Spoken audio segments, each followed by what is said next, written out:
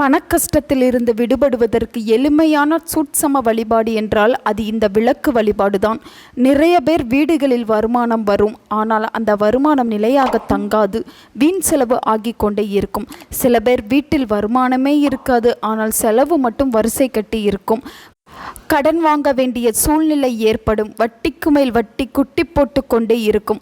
வீட்டில் இருப்பவர்கள் நிலைமை ரொம்பவும் மோசமாக போகும். இப்படியெல்லாம் பணத்திற்கு கஷ்டப்பட்டால் வாழ்க்கையே வெறுத்து போய்விடும். எளிமையான முறையில் பணப்பிரச்சனையில் இருந்து விடுபட என்ன செய்வது? இதோ உங்கள் பண கஷ்டத்திலிருந்து காப்பாற்ற ஒரு எளிமையான விளக்கு பரிகாரத்தை பற்றி தான் இந்த வீடியோவில் நாம் பார்க்க போகிறோம்.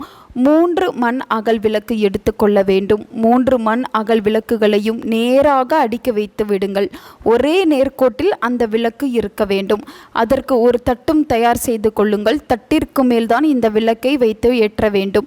தீப சுடர் மட்டும் 3 திசைகளை பார்த்தபடி வைக்க வேண்டும். முதல் விளக்கு கிழக்கு திசை பார்த்து எரிய வேண்டும். இரண்டாவது விளக்கு மேற்கு திசை பார்த்து எரிய வேண்டும். மூன்றாவது விளக்கு வடக்கு திசை பார்த்து எரிய வேண்டும். தீப சுடர் மட்டுமே இந்த 3 திசைகளை நோக்கி இருக்க வேண்டும். அவ்வளவுதான். அடுக்கி வைத்த 3 மன்னர்கள் விளக்கு 3 திசை நோக்கி எரிய போகிறது. கிழக்கு திசைக்கு அதிபதி இந்திரன், மேற்கு திசைக்கு அதிபதி வருணன், வடக்கு திசைக்கு அதிபதி குபேரன்.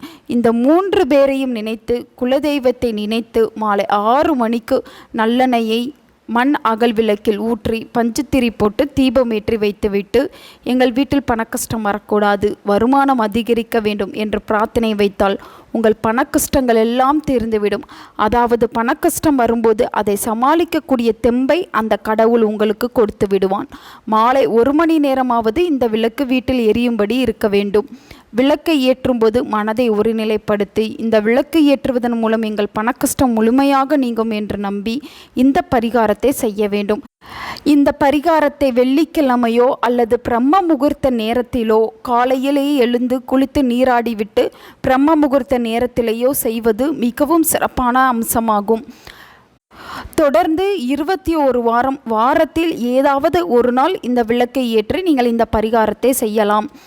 இந்த பரிகாரத்தை நீங்கள் செய்யும் போதே உங்களுடைய வீட்டில் இருக்கக்கூடிய நிதிநிலை, வருமானம் சம்பந்தப்பட்ட பிரச்சனைகள், கடன் சம்பந்தப்பட்ட பிரச்சனைகள் அனைத்தும் குறைந்து வருவதை நீங்களே உணர முடியும்.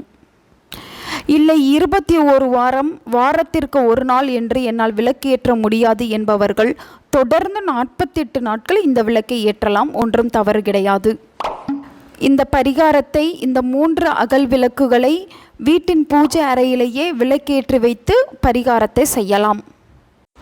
உங்கள் நண்பர்களுக்கும் உங்கள் உறவினர்களுக்கும் இந்த வீடியோவை ஷேர் பண்ணுங்கள். அவங்களும் இதை பற்றி தெரிஞ்சுக்கிடட்டும். ஆன்மீகம் டிவி தமிழ் சேனலை சப்ஸ்கிரைப் பண்ணுங்கள்.